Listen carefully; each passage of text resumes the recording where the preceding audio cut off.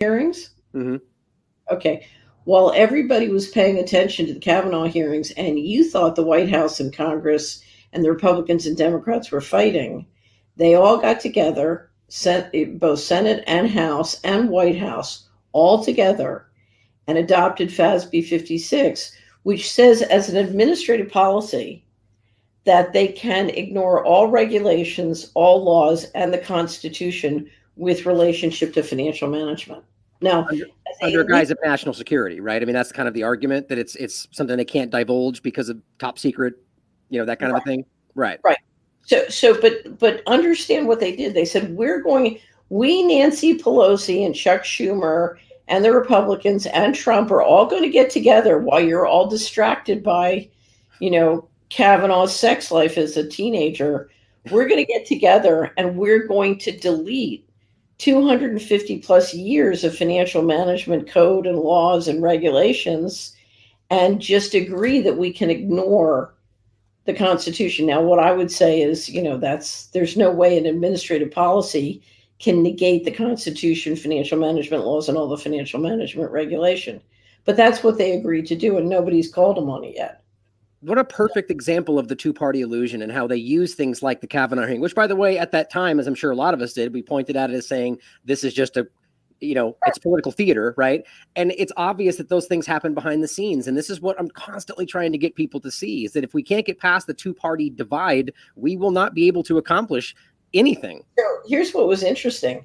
They promulgated the administrative proposal for FASB 56 in the summer, and they sent it around in the sort of approval process, and they sent it to HUD, and you should see the comments.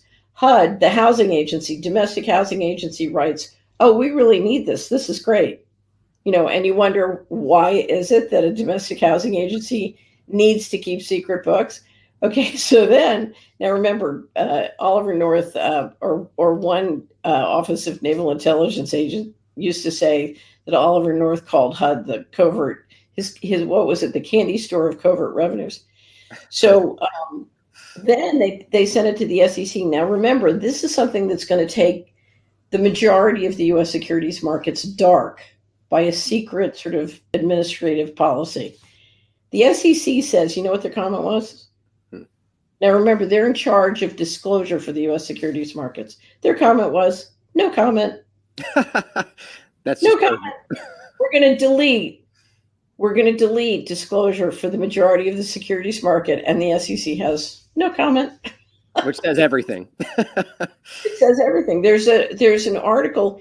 If you are in the business of, and this would be a foundation, a pension fund, any institution that's dependent on Treasury securities, my attorney and I wrote an article that's public called Caveat Emptor. It's linked from missingmoney.solera.com, where we describe, okay, what does this mean to your credit? Because what we're talking about, and one of the things we talk about in Caveat Emptor is one of the top rating agencies lowered the U.S. bond rating. I think it was in 2012 in response to the kinds of things we're talking about. And the next thing that happened was the Department of Justice went after them and almost destroyed their business.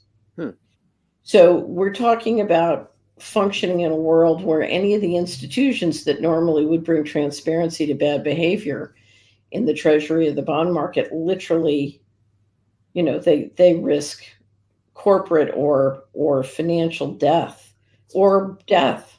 Right. People fight over these things. So FASB 56 is a real step towards consolidating the coup d'etat. And when the pandemic started, I assumed that it was air cover for the reset. Now, let me describe the going direct reset. After FASB 56, the central bankers who meet every year in under the auspices of the Kansas City Fed in Jackson Hole, Wyoming, had a meeting, and a plan that had prepared by a team of retired central bankers, including the former vice chairman of the Federal Reserve and the former chair of the Israeli Central Bank, Stanley. They presented a plan that they had prepared under the auspices of the BlackRock Investment Institute for the going direct reset. And the going direct reset was approved by the central bankers at that date, which is August 22nd, 2019. And literally, when everybody got back to to their desks on Wall Street, et cetera, in the New York Fed, the Fed proceeded into the repo market, and the rest is history. And and simply when the pandemic hit, it basically gave them the extended powers they need for even broader intervention in the markets. And it was quite extraordinary because within a very short order of time, you pump almost $4 trillion into private equity firms and Wall Street while shutting down the broad economy and small business. One estimate I've seen is over a million small businesses in America destroyed. And it's basically a game of economic warfare where the publicly traded stocks can pick up enormous market share and assets for pennies on the dollar. And of course, they're flush with free capital from the central banks. And the BlackRock